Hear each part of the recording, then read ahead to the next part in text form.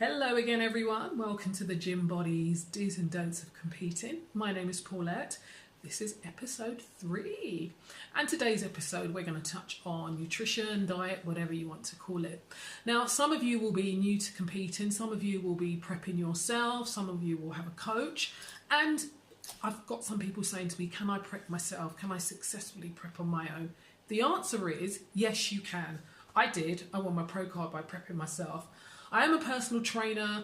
I do know my body very well, but I also know some people who are not personal trainers that absolutely come in looking amazing and they prep themselves. So it's possible that you can do it yourself. You do need to be very disciplined and you need to be really planned right from start to finish if you are going to prep yourself. So we are in January, shows in October. I would really not be expecting anyone to be on a calorie deficit now. I just really wouldn't. And if you've got to be on a calorie deficit in January now for an October show, then to me, you should really be asking yourself whether you should be competing, because that would indicate to me that you are carrying way too much body fat to get in shape for October. And we've got, 8-9 months? I would be expecting you to maybe be on a maintenance level of calories, maybe even more, because some of you might need to add some more muscle. And if that's the case and you need to add some more muscle at January, then you're going to need to eat some more calories to add that muscle. With your diet should be based around what you like to eat. Despite what a lot of people think, there's more to dieting for a show than chicken and broccoli. I mean, that's just a level of misery. I just cannot understand how anyone can do that. I've never done just chicken and broccoli and protein shakes. There's so much more that can be done with a diet. You might need to get to that a few weeks out, but if you have a plan in place, you should not just be needing to eat that as well, or cutting out carbs now, or cutting out fat now. That to me is just a recipe for disaster. I think the short answer to diet and nutrition is you need to sit down and really work out a plan. Say to yourself, I'm in January, the show is in October. Where do I need to be? What do I need more muscle in certain areas? Do I not need any muscle? Do I just need to maintain where I am now and then bring in my cut closer to the show? Those are the questions you need to be asking yourself. Diet is absolutely key. You all know you can't out-train a bad diet. You just can't. And competing and getting on stage is an extreme. It really is. The look is an extreme. So at some stage, your diet is going to be extreme. Not this early on, I wouldn't expect it to be, but at some stage it will have to get, when I say extreme, maybe that's the wrong word, it will be very, very strict. You might be now in January, maybe you're kind of guessing with how much food you're having. You might have an idea what your portion sizes are, but as it gets closer to the show, I would expect prep coach, my athletes to be measuring exact measurements. And that will be the difference from someone who probably wins the show or places and someone who doesn't. You just can't wing it right the way through. You can't guess. When it comes to the stage look, let's be honest, it is an extreme look. Even if you've seen episode 2 and you'll know that I mentioned for our bikini model competitors, we're looking for a softer look. It's still a look that is a stage look. And you are going to have to, at some stage, probably tailor your diet. It's going to then get strict. But planning is really important when it comes to your diet, when it comes to your nutrition. And plan early on now, because now that you're so far out, trial and error is going to be your best friend. If you suddenly think, I'm going to maybe lower my carbs, or I'm going to lower my fat, or if you want to do some manipulation, now is the time to do it. How does it feel? How does it make you feel? How does it affect your training? And then work that out based on what are my goals now and leading up to the show. You really have to plan. You really do have to plan as far out as you are. Plan, because that's going to be ultimately what's going to stand you in good stead. And I think knowing that the show is in October and we're now early in January, I think it's a great length of time to prep. You're not going to be really strict, as I've said, on your diet, but at least you can do a gradual cut, bringing your body fat down. And I personally, particularly for females, particularly for us women, think it's safer. I think it's healthier. I think in the long term for you, it's better to drop your body fat gradually.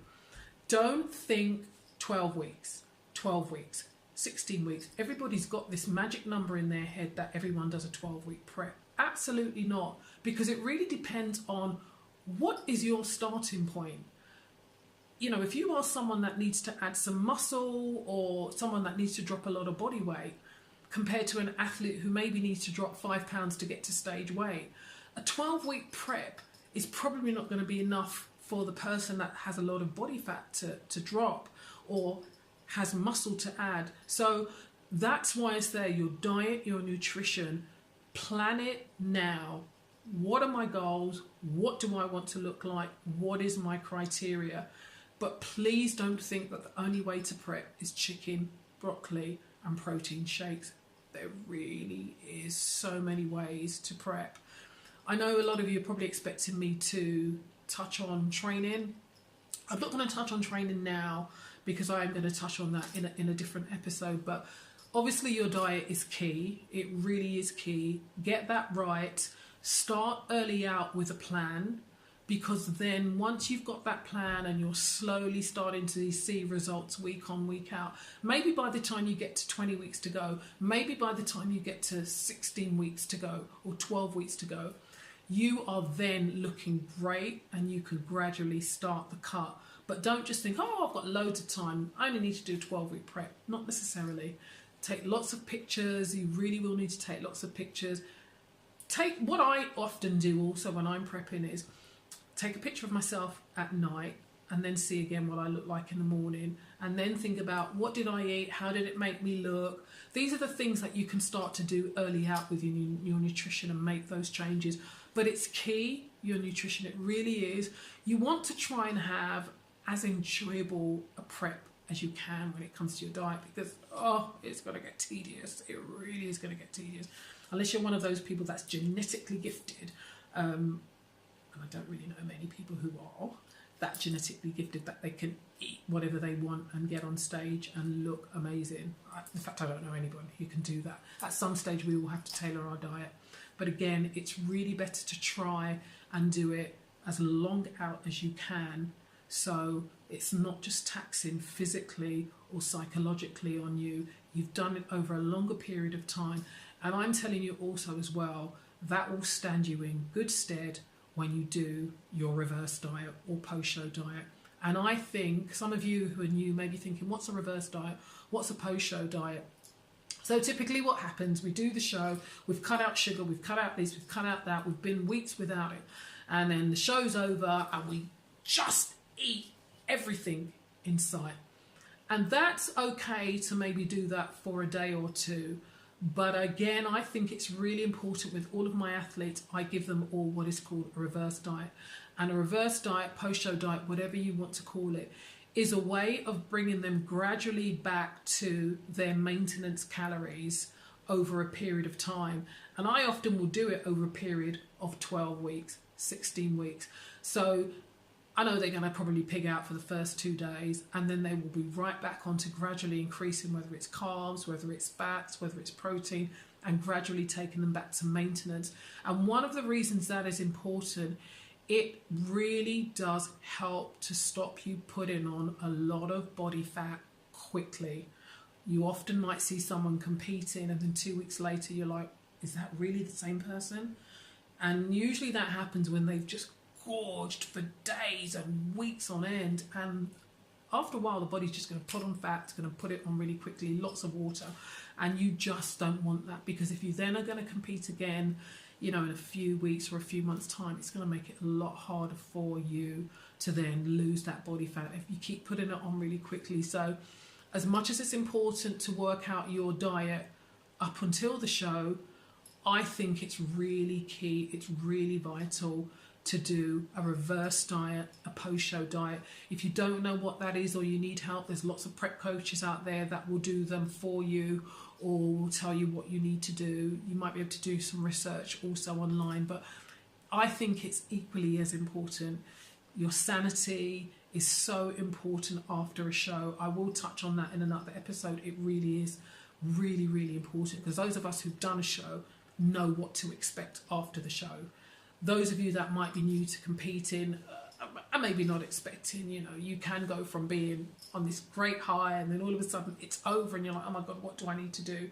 And I think it's important that you prepare for that and don't just spend all the time just eating, because usually that's going to make you feel worse. So the key is to plan your nutrition, plan your diet, plan it this far out, maybe in 4-week blocks, 6-week blocks. See what happens after you've eaten X amount every 4 weeks. How do I look? Do I need to adjust it? And again, the beauty of being in January and having the show in October is you've got time, if you need to make those changes, to make those changes. But the most important thing is you have to have a plan. Okay? As always, if you need any advice from me, any more tips that I haven't covered, you can email me, you can send me a direct message, however you want to. And my goal for the show as the promoter, I'm not the judge. I did say it in the last vlog. For those of you thinking I'm going to butter Paula, I am not judging the show at all. I know who the head judge is. It's not me. So that's why I want to make sure that everyone who's doing the show looks their best. And I want to give you guys as much advice as I can, as much of my expertise that I can give you. So please feel free to contact me if I haven't covered anything in any of the series, and if I can answer, I happily will. If I can't, I will be honest and say I'll either find out or I might be able to refer you to someone who can. So have a great day, and I will see you next Friday.